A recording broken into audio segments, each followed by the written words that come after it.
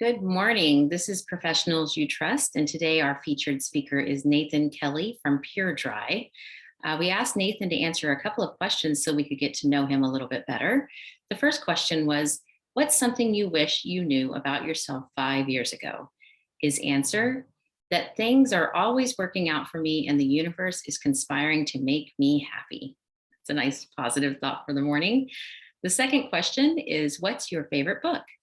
He said Green Lights by Matthew McConaughey, but he likes the Audible version, the Audible version, because listening to him share his life stories in his own voice brings him so much joy. He's read it 5 times. Just keep living. And our final question was, how do you want to be remembered? I don't necessarily need a legacy, but I'd love to know that I touched people's lives for the better and help them understand that they're important just because they exist. Welcome, Nathan Kelly.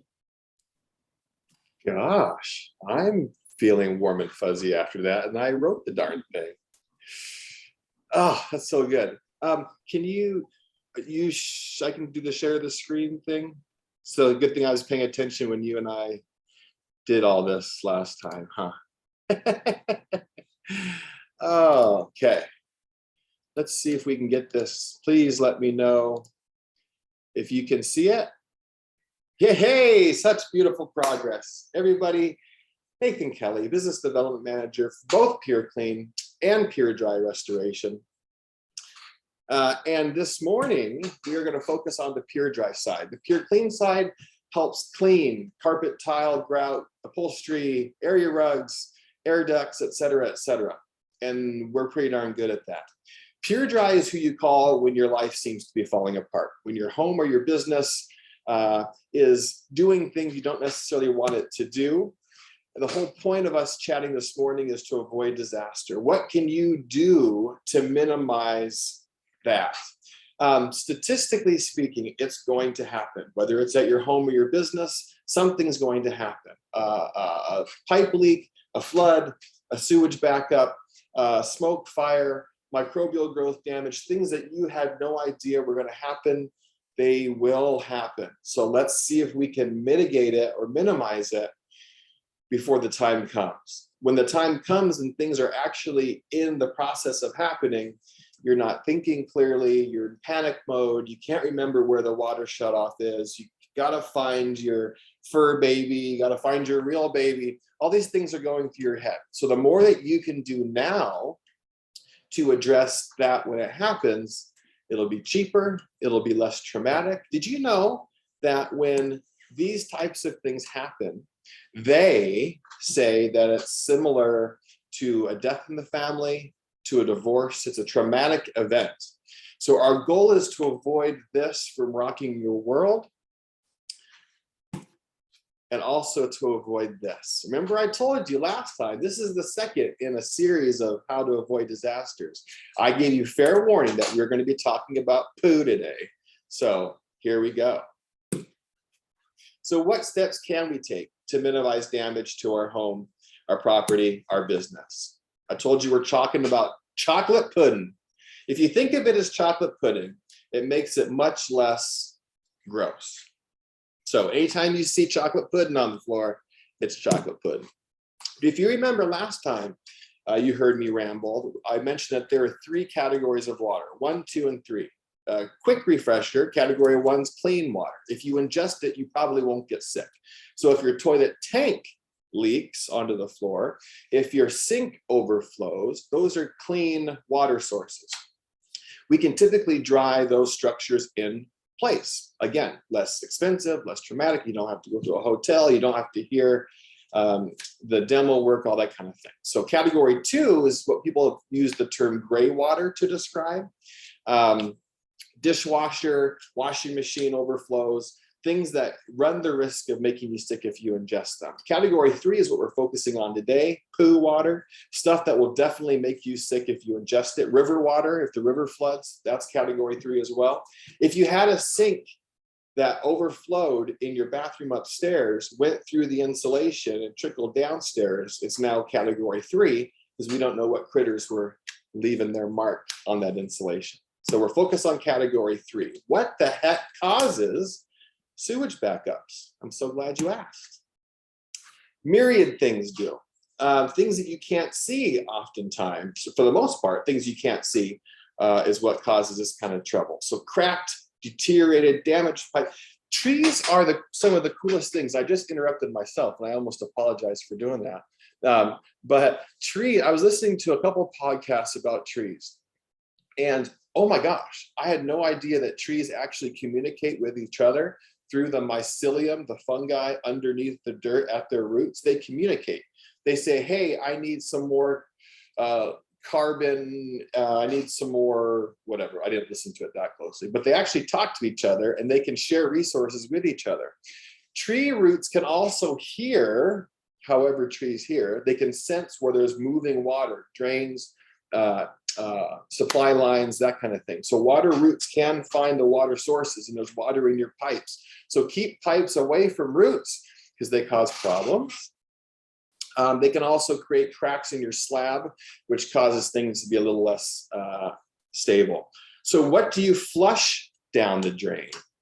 The 3 P's. Say it with me: pee, poop, and paper. Okay? Only flush those things, please. We work with quite a few different plumbers very closely, and they love the day after Thanksgiving.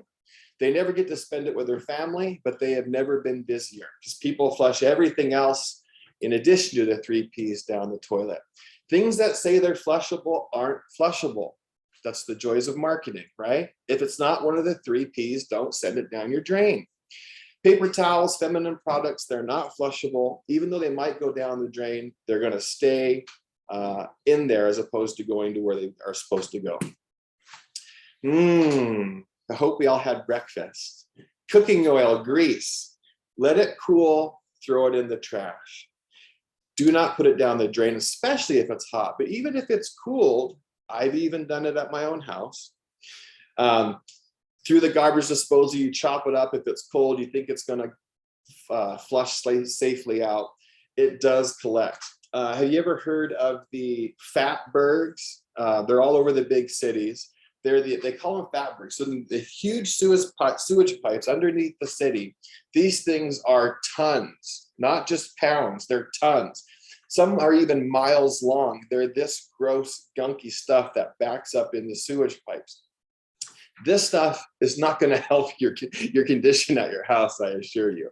When things get to be this bad, problems happen. So how do you catch backups from happening before they cause you problems?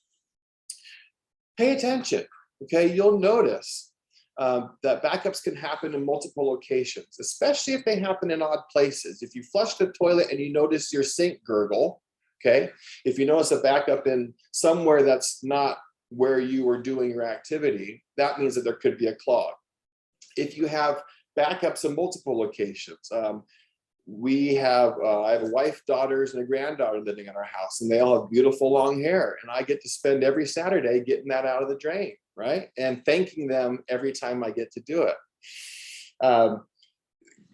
Clogged drains, that stuff has to go somewhere. We want it to go down the drain and away, right? We don't want it to come back up like we're looking at now. Do you all know where your clean out is in your drain line? A lot of times it's a piece of pipe with a cap on it, either white or black. Either it's in the garage or outside next to the garage, or it's somewhere sticking up. So in theory, you could open that, or a plumber could open that and clear that drain line. So please know, just like we talked about last time, where your water shutoff is for your house and for your business, and also know where your clean outs are. So before you call a drain clean company who will charge you thousands of dollars to break things up, you might be able to do it yourself first. So what the heck do you do if you do experience a backup? Call an IICRC certified mitigation company immediately after you shut off the water to your house. So what's an IICRC certified mitigation company? We all know there's myriad different restoration companies out there. Some are incredible. Some are less than integral. And a lot of times you don't know unless you ask me, or you've had a negative experience or a positive experience with one. Always ask when you're on the phone, is your team IICRC certified? IICRC, thank you for not asking me what it stands for. It is our governing body that those of us who are in the business have to go through hours and hours of classes, continuing education classes each year to keep that certification.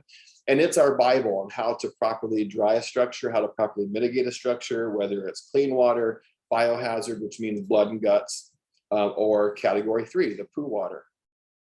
So you don't have to use us, but if you use another company, please make sure they're certified. You will be awfully surprised at how many people are not.